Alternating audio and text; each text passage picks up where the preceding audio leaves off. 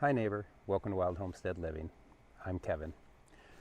It's no secret that outdoor domestic cats have a large negative impact on wildlife. So would it surprise you to know that Julie and I have found a way for our 3 cats to actually make a positive difference for the wild animals on our property? Stay with us to find out how Thomas, Emmett, and Opal are making a positive difference for our wild neighbors.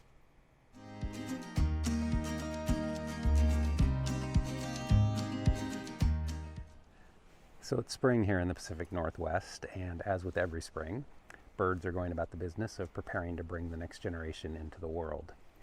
We've heard woodpeckers drumming, we've heard lots of different birds singing, defending their territories out here on the property.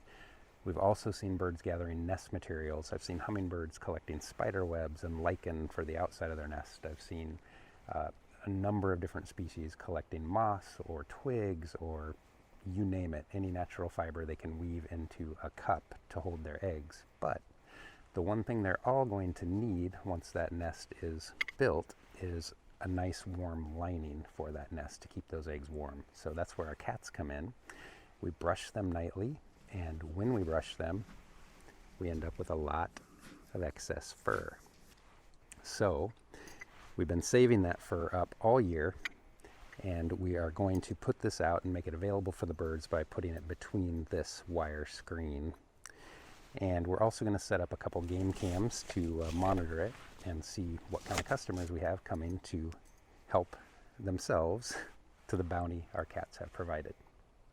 It didn't take long for the birds to find the fur after we left it out, and the first bird that did so was a black-capped chickadee.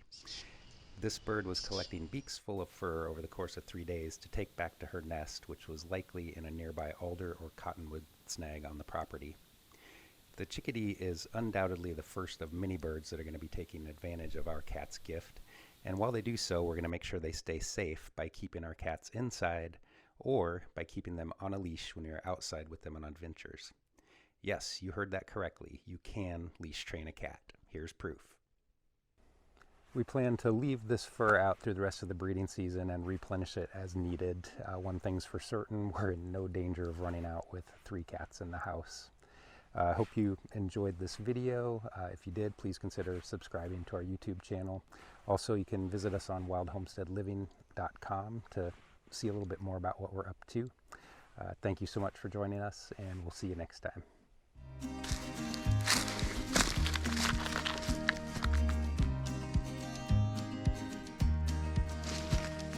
Opal wanted to help with the voiceover.